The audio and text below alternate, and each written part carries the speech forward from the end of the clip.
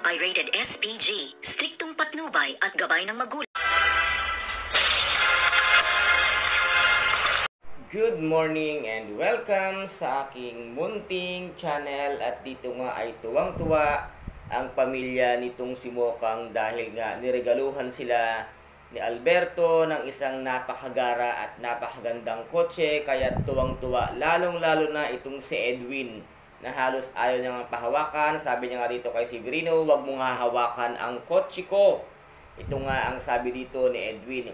At natuwa naman itong si Alberto sa nakikitang kasiyahan ng pamilya ni Mokang dahil nga sa iniregalong kotse. At dito nga ay hindi pa nagtatapos sa kotse ang kanyang sorpresa sa pamilya nga nitong si Mokang. At dito ay binigyan pa ng napakalaking halagang pera ang ibinigay nga sa kanila. At sabi nga dito ni Alberto, yan ang inyong magiging simula sa inyong pagnegosyo. Gawin nyo kung ano ang gusto nyong gawing negosyo. At kung gusto nyo naman, maaari nyo ang ibili ng inyong mga gamit at mga alahas para yan sa inyo. At sabi naman dito ni mga Marsing, ito ay tatanggapin namin ito, ngunit ito ay aming utang at babayaran namin ito sa'yo once na kami ay makaluwag-luwag na nga. Dito naman ay pumayag na lamang itong si Alberto para nga hindi naman mapahiya ang pamilya nitong si Mokang sa kanyang harapan. At dito ay hindi na naman talaga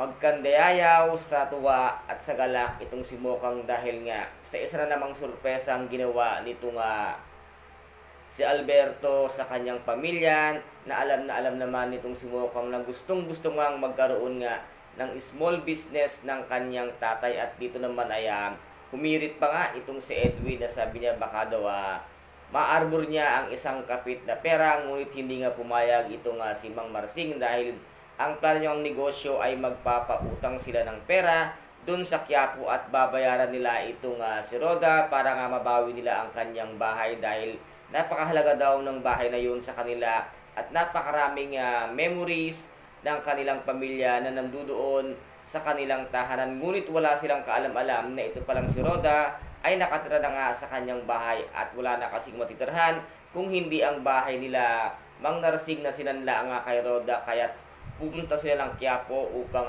ipakita ang karangyaan ng kanilang buhay ngayon at para makita na rin si Roda at makuha or matubos ang kanyang bahay.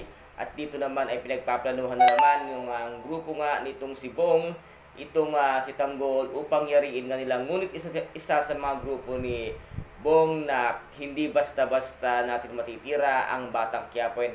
At alam niyo naman na napakatikas at napakagaling na bihira na ang katulad ng ganyang tao sa ngayon. Kung kaya't ang advice nga niya ay titirahin nila ng patalikod ng walang kaalam-alam itong si Tanggol. Well, sorry kayo mga kagrupo ni Bong na pagsabihan na nitong si Chief Espinas na mag-iingat at maging malakas ang pakiramdam nitong si Tanggol dahil marami nga ang gustong yumari sa kanyang buhay. Pag may nangyari kay Tanggol, kayo ang malalagot at kayo ang maililibing ng buhay ng mga grupo ni Tanggol dahil kinukuha na ni Chief Espinas ang tiwala ni Tanggol para nga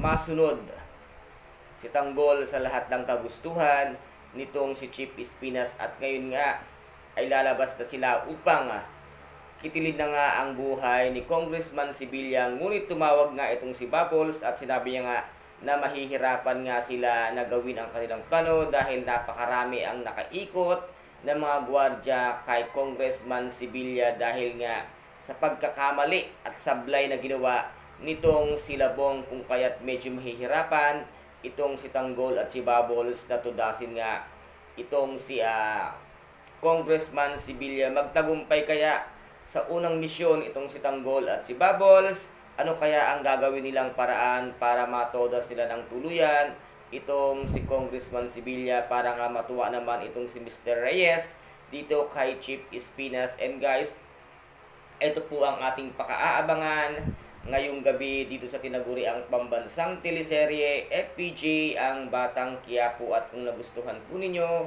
ang aking video for today, paki-subscribe na lamang po ng aking channel, paki-like and share din po para maging update kayo sa lahat ng gagawin kong video. Maraming salamat po. Ingat. God bless and bye-bye.